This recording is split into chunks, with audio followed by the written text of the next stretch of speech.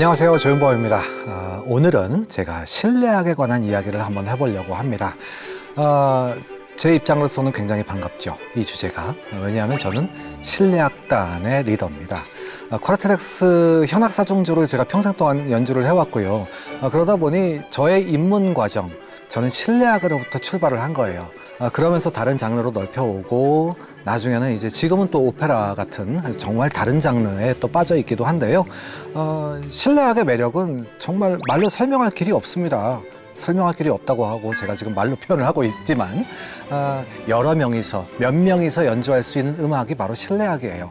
챔버 뮤직이라고 얘기를 합니다. 옛날에 궁정이나 어떤 귀족들의 저택에서 연주를 할 수 있는 그런 작은 방으로 이루어져 있었죠. 그 방을 우리가 챔버라고 합니다. 그래서 여기서 연주할 수 있는 연주자의 숫자는 한계가 있죠. 예를 들면 10명 이상, 20명 이렇게 오케스트라는 아무 공간에서 연주를 못 하잖아요. 그러다 보니까 작은 방에 있고 우리가 악기가 있다라고 하면 악기를 꺼내서 서로 음악으로 대화를 할 수가 있는 겁니다. 이것이 바로 실내악이에요. 진정한 음악의 기쁨을 누릴 수 있는 대화를 하는 것이 바로 이 장르에 있습니다.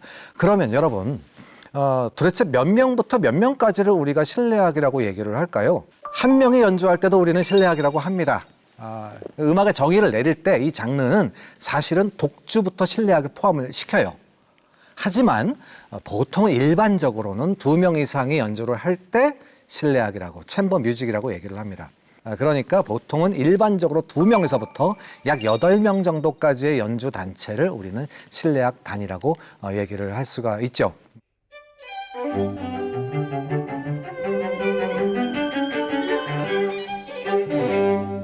듀오. 2대의 악기가 연주를 하게 되면 보통 듀오라고 얘기를 하죠.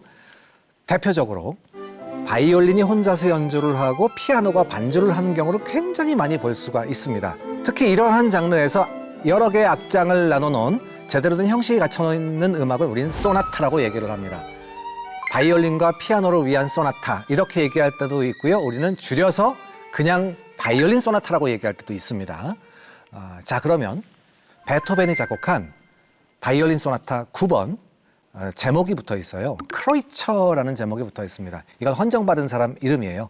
헌정을 받고 또 연주를 했던 그런 사람인데요. 당시에 아주 유명한 바이올리니스트였습니다. 이 사람을 위해서 헌정을 했기 때문에 우리는 이 곡을 크로이처 소나타라고 부릅니다. 들어보시죠.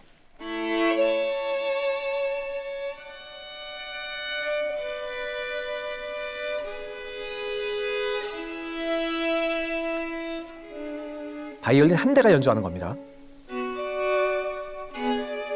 여러 줄을 동시에 긋고 있죠. 이 똑같은 멜로디를 곧 피아노가 연주합니다.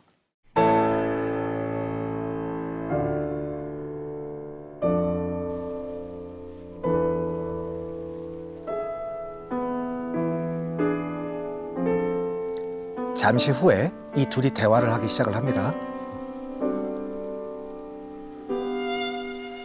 바이올린한테 한번 먼저 건네줍니다. 바로 피아노 등장하죠? 서로 이렇게 느리게 대화를 하는 서주부터 먼저 만들어냈어요.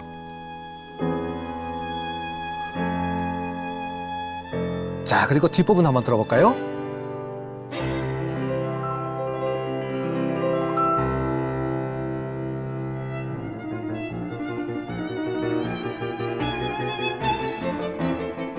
사실 이런 음악은요, 바이올린에 피아노가 반주를 한다는 느낌이 잘 안 들어요. 서로 엄청난 대화를 합니다. 둘이 아주 균등한 그런 위치에서 이 사람이 얘기하다가 또 이 사람이 얘기하다가 연습을 하는 과정도 마찬가지인 거예요. 계속해서 서로가 이 부분을 우리가 어떻게 표현해야겠다. 내가 이렇게 할 텐데 당신이 이렇게 연주하는 것이 옳지 않을까? 끊임없이 대화를 합니다. 이것이 리허설 과정이에요. 양쪽의 기교가 엄청난 곡입니다. 그리고 헌정받은 크로이처라는 유명한 바이올리니스트, 저처럼 이제 바이올린을 연주하는 사람들은요, 이분을 교본으로 만날 수가 있어요. 크로이처 교본이라는 교본이 있어요. 이 바이올린 연습곡을 만든 사람인데 그 정도로 그 당시에 유명했던 바이올리니스트란 말이죠. 싫어했답니다.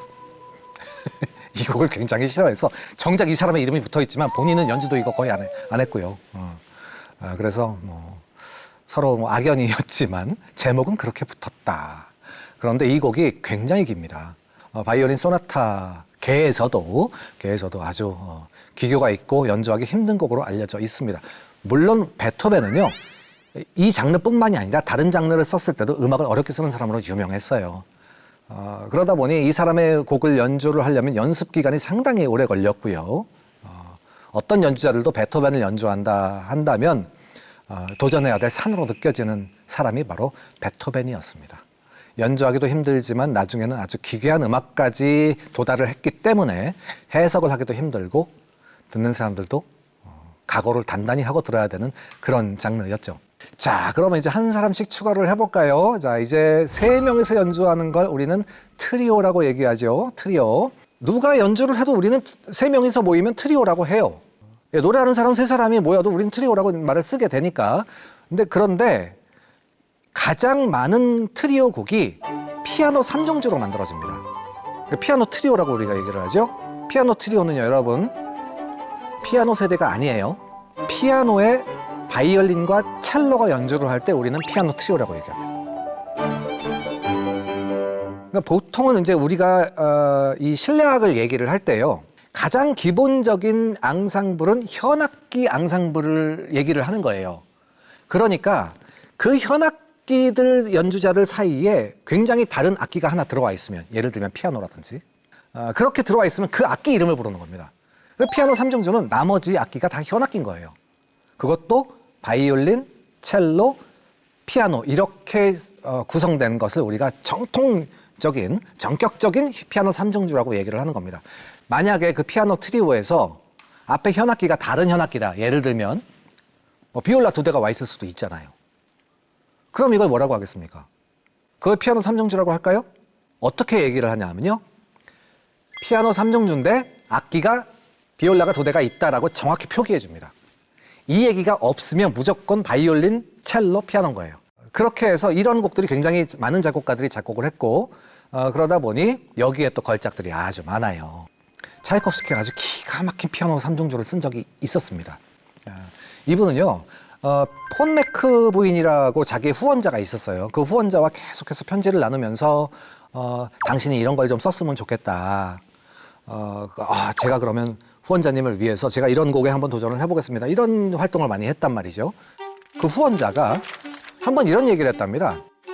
당신같이 대단한 작곡가가 피아노 3중주라는 걸 아직 안 써봤으니 그거 좀 썼으면 좋겠다라고 그렇게 요구를 했대요. 그랬더니 이제 차이콥스키가 싫어요 라고 얘기를 했답니다. 싫어요. 그거는 좀 구성이 제 마음에 들지 않습니다. 저는요, 이 피아노 한 대하고 현악기 2대가 어울리지 않는다고 생각을 해요. 그랬대요. 그렇게 이런 장르를 도전을 안 하고 있었는데, 자기를 정신적으로 지원해줬던 스승뻘이자 자기 친구 사이였던 니콜라이 루빈슈타인이라는 사람이 있었어요. 유명한 피아니스트였는데 그분이 얼마 전에 돌아가신 거예요. 그때 이제 충격을 받았고, 이 위대한 예술가가 죽었을 때 내가 이 사람을 추모의 의미로 피아노 3중주를 한번 써봐야겠다는 생각이 갑자기 들더랍니다. 그래서 이 장르에 다시 도전을 해요. 자기 후원자였던 그 폰 매크 부인한테도 제가 당신이 옛날에 얘기했던 그 장르를 지금 한번 써볼 자신이 있습니다 라고 해서 부제를 이렇게 남깁니다. 위대한 예술가의 추억. 그래서 그 유명한 피아니스트의 추모곡으로 이 음악을 만든 거예요. 그러다 보니 과거에 사람들이 피아노 3중주로 썼던 그런 곡보다 훨씬 더 규모가 큰, 그러면서도 악장은 2개밖에 없어요. 1악장과 2악장밖에 없습니다. 2악장이 또 길이가 어마어마한 변주곡을 만들어내는데 이게 아주 명곡입니다, 여러분. 먼저 1악장의 멜로디 한번 들어보시죠.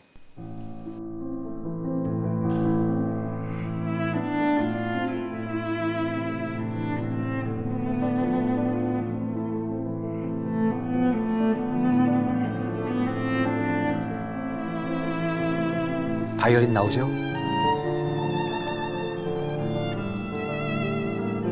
피아노는 아주 복잡한 변주를 하고 있고요.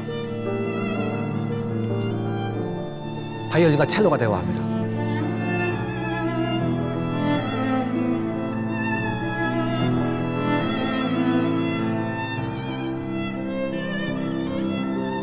처음부터 막 사람을 울컥하게 만드는 그런 곡이에요. 어떻게 이런 멜로디 썼지?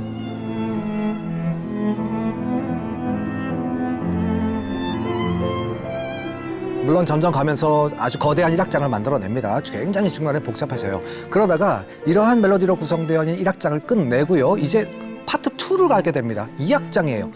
보통 이게 굉장히 특이한 일인 게요. 일반적으로 피아노 3중주는요. 악장을 3개 아니면 4개를 씁니다. 제가 기승전결이라고 말씀드렸잖아요. 그런데 무슨 할 말을 아주 독특했는지 1악장과 2악장, 이 곡을 딱 2개로 나눠놓은 다음에 또 2악장을 엄청나게 거대하게 만들어요. 2악장의 시작은 처음에 굉장히 신나게 시작을 합니다. 처음에 한번 들어보시죠.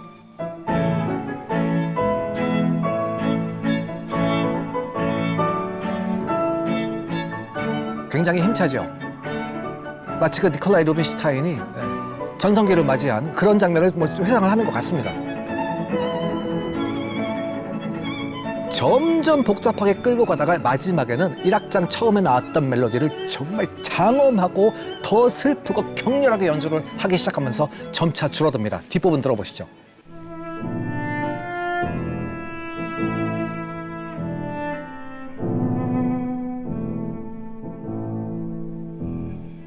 마지막엔 마치 장례 행진을 한 것처럼 점점 걸어가면서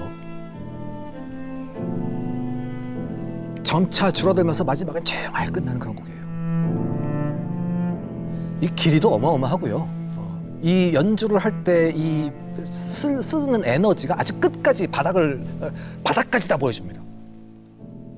그래서 저도 이제 이 곡을 연주를 했을 때 제가 그런 생각을 했어요. 앵콜은 못하겠다. 앵콜은 못하겠다. 앵콜이라고 이걸 한 번 더 하는 건 아니잖아요. 다른 가벼운 앵콜곡도 준비를 안 하는 곡이긴 해요. 이 곡이. 그 정도로 쏟아내요. 그리고 이런 곡은요. 당연히 공연의 마지막 순서죠. 이 마지막에 정말 처절하게 끝나는 거기 때문에 이 삼중주단을 구성하신 분들이 이 곡은 상당히 도전적인 곡입니다. 역시 차이콥스키다 이런 생각이 들 정도의 피아노 삼중주고요. 차이콥스키는 피아노 삼중주가 이거 딱 한 개밖에 없습니다. 내가 아주 각오를 하고 단단히 들어봐야겠다라고 하면 보통 이 곡을 선택해서 들으시면 됩니다. 위대한 예술가의 추억이라는 피아노 트리오가 있습니다. 자, 이번에 한 명 더 초대를 해볼까요? 우리가 이제 4중주를 만들어 보겠습니다. 콰르텟. 이제 4대 악기가 연주를 하게 되죠. 자, 여러분, 피아노를 제외한 다른 악기들이 보통 단선율을 연주하지 않습니까? 바이올린이 줄이 여러 개라도 기본적으로 단선율을 연주할 때가 많단 말이에요. 그러니까 4개의 선율이 모여지면 정말 이걸 완벽한 음악을 만들어낼 수 있어요. 그러다 보니 실내악을 쓰는 사람들이 보통 이 악기 4대를 위한 음악을 굉장히 많이 써요. 숫자도 많아요. 그 중에서 가장 대표적인 구성은 현악사중주입니다. 1바이올린, 2바이올린이 있죠. 그리고 비올라, 바이올린보다 낮은 음역, 그리고 첼로, 이렇게 4대가 모이는 겁니다. 4중주는요, 보통 이제 이렇게 하는 거예요. 바이올린 2대, 비올라 하나, 첼로 하나. 그래서 많은 4중주단들이 대부분 현악사중주단들이에요. 여지가 없어요, 대부분이. 저도 처음에 이 단체를 만들 때 현악사중주를 만들어서 지금까지 해오고 있는 겁니다. 곡도 많아요. 작곡가들이 정통 현악사중주를 썼다. 당연히 여러분 소나타를 쓰게 되죠. 여러 개의 악장이 있는 소나타를 쓰게 됩니다. 그러니까 단체 이름 말고 음악 이름이 현악사중주, 스트링 콰르텟 이렇게 되어 있으면 이건 당연히 악장이 4개 정도 되겠네. 1악장, 2악장, 3악장, 4악장으로 되어 있겠네. 이게 바로 현악사중주 장르라는 거예요. 자, 그러면 이 장르가 언제 생겨났느냐? 하이든 때입니다. 하이든이 또 이런 장르 굉장히 좋아해서요. 굉장히 많이 썼어요. 그러다 보니 하이든은 뭐 교향곡의 아버지, 현악사중주의 아버지 뭐 이렇게 해도 불리니까 별명이 파파가 됐죠. 그 하이든과 동시대를 살았던 작곡가 모차르트도 하이든의 영향을 많이 받았습니다. 그래서 이분이 현악사중주를 23개를 썼어요. 23개. 여러분 35살에 요절합니다. 모차르트. 그분이 현악사중주 개수만 23개예요. 엄청난 숫자죠. 엄청난 숫자예요. 그 중에서 후기에 썼던 음악 한번 들려드릴게요. 후기라고 해봤자 뭐 젊은 나이겠지만 이분이 요절하셨으니까. 23개 현악사중주 중에서 22번 제가 한번 들려드릴게요. 그 중에서도 느린 악장 한번 들어보시죠.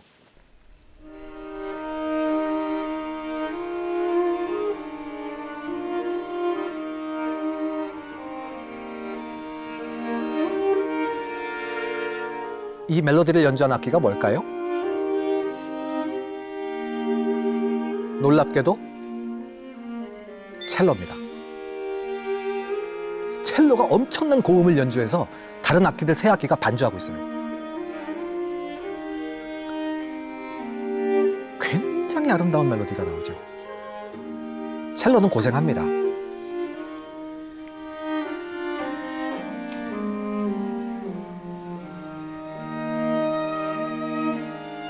같은 멜로디를 이번엔 바이올린이 받습니다.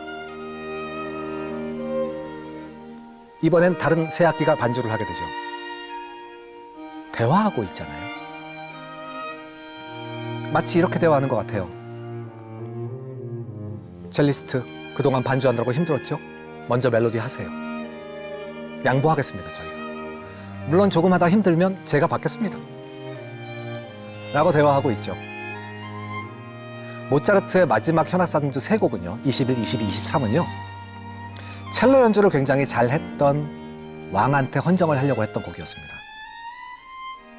프리드리히 빌헬름 2세라고 하는 프로이센의 왕이 있었는데, 이 왕한테 좀 잘 보이려고 여기 가서 이제 좀 직장을 좀 얻어보려고 마지막에 모차르트가, 그래서 첼로한테 비중을 상당히 실어준 곡 3개를 만들어요. 물론 그럼에도 불구하고 취직은 못했지만, 그래서 원래 현악사중주에는요, 이렇게 첼로가 먼저 멜로디하는 곡이 별로 없어요. 특히 옛날엔 더 그랬습니다. 옛날에는 굉장히 그 정형화되어 있었기 때문에 곡들이. 그런데 이제 모차르트가 마지막 세 곡을 쓸 때는 이 첼로한테 굉장히 힘을 많이 실어준 그런 곡을 만들어내다 보니 첼로가 어렵고 또 첼로한테 아주 기가 막힌 멜로디가 나올 때가 많이 있습니다. 자, 그럼 여러분 현악사중주들 들어봤는데요. 사중주에 유명한 사중주가 현악사중주만 있는 건 아닙니다. 또 유명한 편성이 하나 있어요. 그것이 바로 피아노 사중주입니다. 작곡가들이 음향학적으로 볼 때 꽤 사랑했던 장르가 또 피아노 사중주예요. 그러니까 여러분 우리가 대입해 보자고요. 피아노 4대 아니라고 말씀드렸죠. 기본 앙상블은 현악기 앙상블이니까 나머지 악기가 3대가 현악기겠네요. 자, 그러면 바이올린, 비올라, 첼로가 들어온 겁니다. 바이올린 하나, 비올라 하나, 첼로 하나, 그리고 피아노. 피아노 사중주에 이 현악기 3대의 소리와 피아노 소리가 기가 막히게 어울립니다. 여러분 정말 아름다운 거 하나 들려드릴게요. 슈만이라는 작곡가의 피아노 4중주 느린 악장 3번째 악장입니다. 들어보시죠.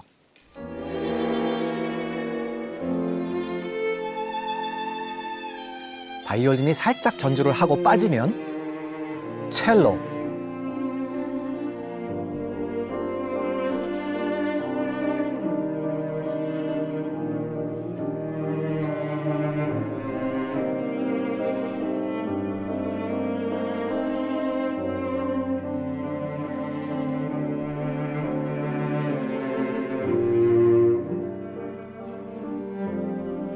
음악을 틀어놓다가 만약에 이 음악이 우연히 나온다면 라디오나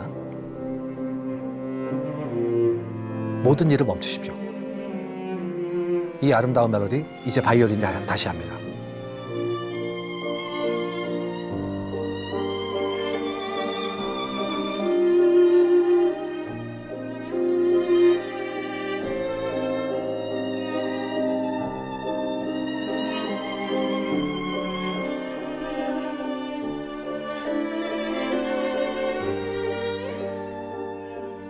이렇게 아름다운 음악을 말로 설명하는 게 가능할까요?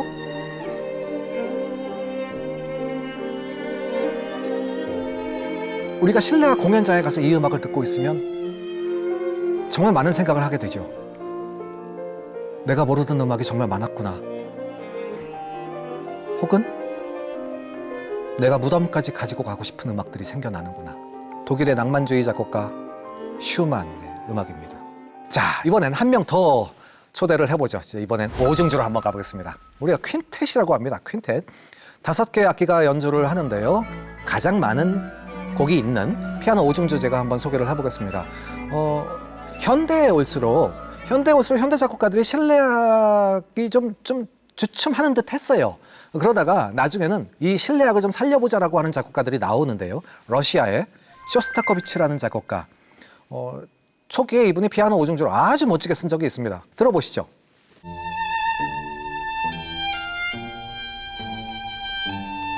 바이올린이 고음에서 굉장히 느린 멜로디를 연주해요.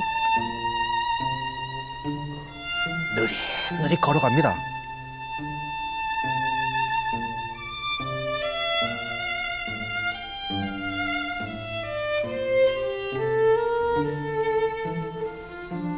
첼로가 피치카토로 연주를 합니다. 줄을 뜯고 있죠.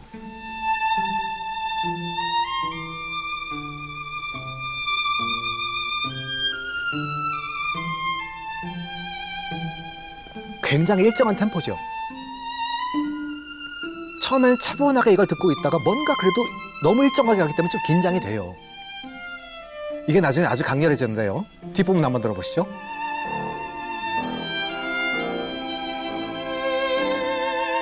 같은 템포 유지하면서 첼로가 피치카토로 연주하던 부분을 피아노가 저음해서 일정하게 가고 있죠. 나머지 현악기들 교차되면서 노래를 하기 시작합니다.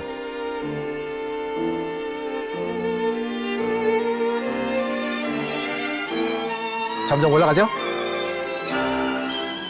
바로 여기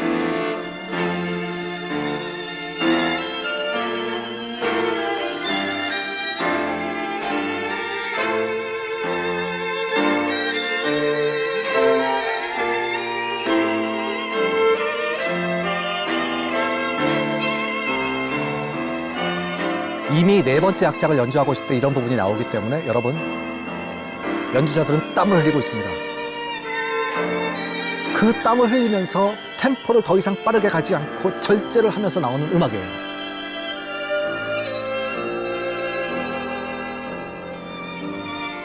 느리지만 강렬한 감정을 주는 쇼스타코비치의 피아노 오중주였습니다. 드보르작도 피아노 오중주 만든 적이 있습니다. 굉장히 신나고 강렬한 악장이 하나 있는데요. 너무 빠르고 재밌어서 보통 피아노 오중주 연주회를 가시면 앵콜로 나올 확률이 굉장히 커요. 여러분 제 말 믿으십시오. 이 말 듣고 연주 안 하는 연주자들이 있을 수도 있겠지만 열이면 한 6 정도가 이걸 앵콜로 많이 하게 되거든요. 이거 한번 들어보세요. 굉장히 신나요.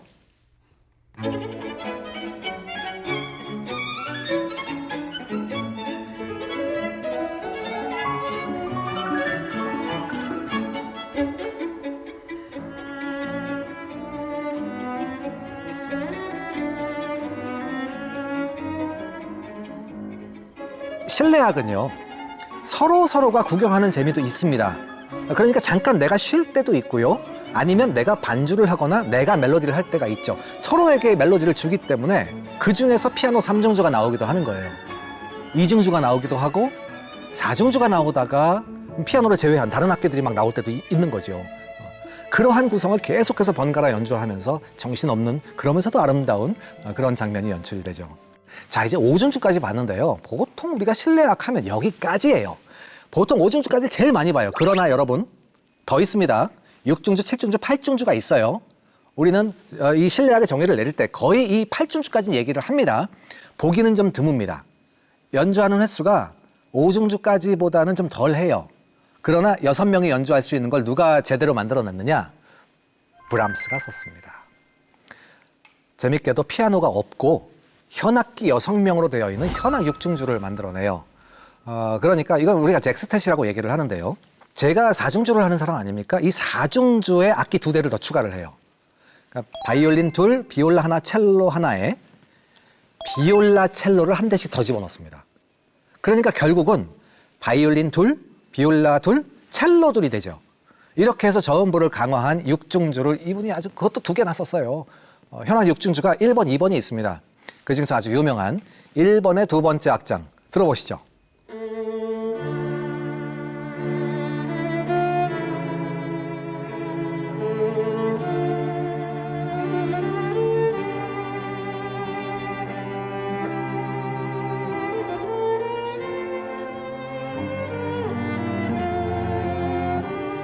강렬한 음악이에요. 비올라가 처음에 솔로를 하다가 나중에 바이올린이 받습니다. 변주곡 형태로 되어 있습니다. 처음에 이 멜로디를 연주하고 그 같은 화음에서 변형을 가한 거죠. 변주곡. 자, 브람스가 현악 6중주를 이렇게 성공을 시키니까요. 거기에 영향받은 작곡가들이 덩달아서 이 현악 6중주들을 쓰게 됩니다. 대표적인 사람이 차이콥스키예요. 차이콥스키는요, 자기가 이탈리아를 여행할 때 그 피렌체에서 이 곡을 작곡을 하기 시작을 해요. 그래서 나중에 다른 사람들에 의해서 이 곡 제목이 피렌체의 추억이라고 붙게 됩니다. 굉장히 격렬하게 시작을 해요. 재밌는 건 이거 시작될 때요. 전주가 없어요. 바로 그냥 짠 하고 시작되는 곡이에요. 들어보시죠. 이렇게 시작합니다.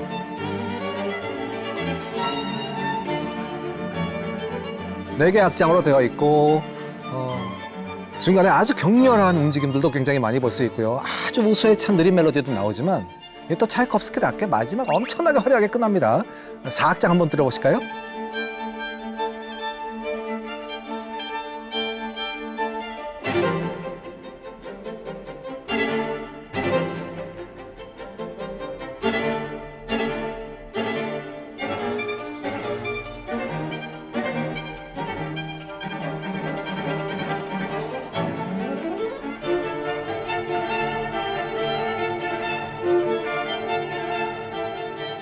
자, 6중주까지 들어보셨는데요. 아직 7중주, 8중주 남아 있습니다, 여러분. 7중주. 와, 숫자가 7개? 굉장히 독특한 구성이에요, 여러분. 굉장히 독특한 구성. 왜냐하면요, 이거 제가 아는 곡이 많지가 않아요. 7중주는요, 잽텟이라고 하는데요. 이거 어떻게 되는 거냐? 자, 여러분, 방금 현악 6중주 있었잖아요. 바이올린 둘, 비올라 둘, 첼로 둘이었단 말이죠. 여기에 지금 뭐가 들어와야겠습니까? 콘트라바스가 들어갑니다. 더블 베이스. 자, 이 구성으로 아주 명곡을 만드는 사람이 한 명 있습니다. 리하르트 슈트라우스입니다. 요한 슈트라우스와 형이 똑같은, 이름은 달라요. 이 사람은 독일 사람이고 그분은 오스트리아 사람이에요. 자, 독일의 작곡가. 2차 대전 당시에 나치에 협력했다는 혐의 때문에 굉장히 고생을 한 분입니다, 이분이. 자, 그런데 이분이 이제 2차 대전 끝날 때쯤에 거꾸로 독일이 폭격을 받잖아요. 그래서 이제 독일에 있는 오페라 하우스들이 막 무너지고 굉장히 아예 전소가 되는 경우도 많았고요. 그래서 그걸 추모하는 의미로 아주 느리고 슬픈 음악을 만들어내는데 이게 곡이 한 30분 정도 돼요. 30분짜리가 한 악장이에요. 그러니까 쉬지 않고 30분을 연주하는 거예요. 처음에 조용하게 시작됐다가 정말로 마지막 중간에는 어마어마하게 올라갔다가 마지막에는 다시 조용해지면서 끝나는, 계속해서 음악을 변형해서 사용한다라는 뜻의 메타모르포젠이라고 하는 제목을 붙여놓습니다. 현악 7중주입니다. 들어보시죠.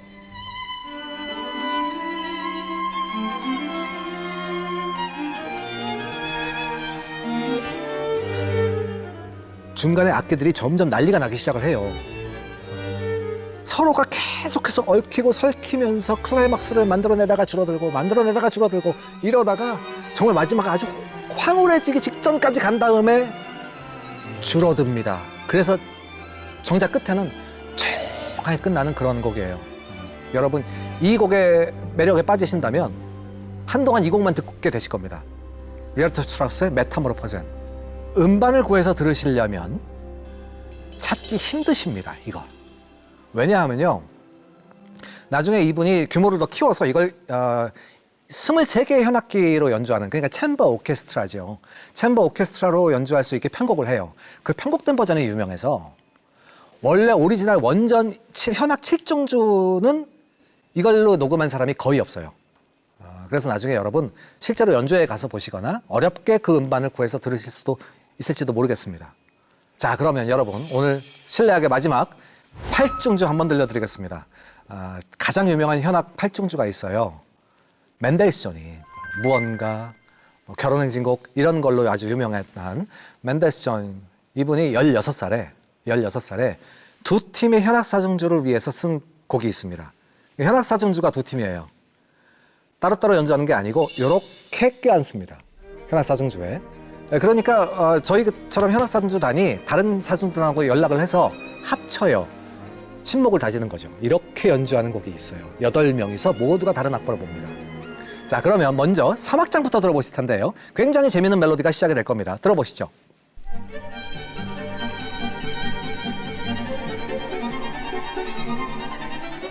여덟 명이서 연주를 하기 때문에 내 옆에 있는 사람하고 앙상블을 하고요.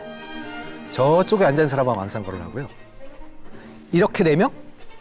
저렇게 4명? 막 싸우다가 합쳐지다가 이쪽 6명, 2명 막 이렇게도 연주해요. 온갖 앙상블이 다 나오는 음악이에요. 그러니까 보고 있어도 굉장히 재밌어요. 특히 이 곡의 마지막 장은 저쪽에서부터 막 몰려옵니다. 4악장 들어보시죠. 처음에 첼로가 막 연주를 시작을 하고요. 두 번째 첼로가 들어옵니다. 비올라, 그리고 두 번째 비올라 들어오고요. 그리고 나머지 바이올린 4명이죠. 4명이 순서대로 들어와요. 그러니까 8명이 처음부터 한 명에서 시작해서 점점 들어와서 여기서 8명 다 연주합니다.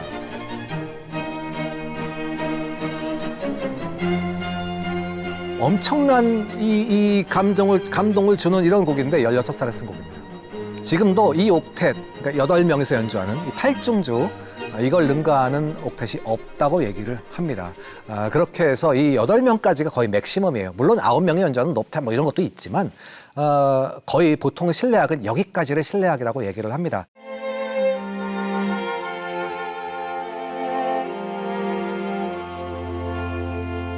역사적으로 유명했던 실내악단 몇 팀을 한번 소개를 해드릴게요.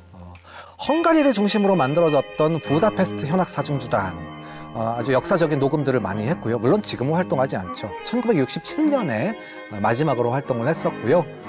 굉장히 오래된 앙상블인데도 불구하고 녹음이 많아요. 사진들을 보면요, 정말 나중에 할아버지가 됐을 때 또 다 그렇게 연주하고 있는 모습이 너무나도 인상적이에요. 제가 그래서 어렸을 때 그런 사진들을 보고 나 평생 이런 걸 해보고 싶다라는 생각 때문에 나중에 사중주단을 만들게 됐거든요. 사중주단들의 그런 팀들이 많습니다.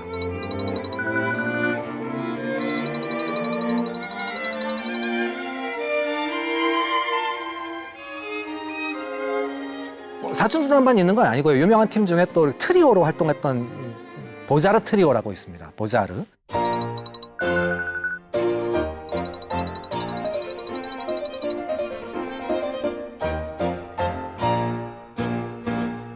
무수히 많은 실내악단이 지금 존재를 합니다. 정말 많은 팀들이 있으니까 여러분들이 원하는 팀들을 찾으십시오. 내가 좋아하는 야구단을 찾듯이 여러분들이 좋아하는 실내악단의 연주회를 가보시고 팬이 되셔서 그분들의 연주회를 계속해서 보는, 그러다 보면 서로의 다른 해석들도 볼 수가 있고, 나는 이 사람 팀 연주가 마음에 들어. 저 사람 팀은 연주가 내가 좀 이상한 것 같아.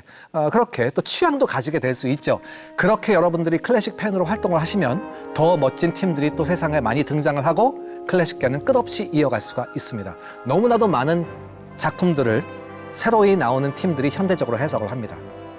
그러한 세상에서 우리는 지금 살고 있는 것 같습니다. 자, 여러분, 오늘 제가 이런 실내악의 매력에 대해서 굉장히 많은 이야기를 했는데요. 또 다음 시간에는 다른 음악을 들고 또 찾아뵙겠습니다. 고맙습니다.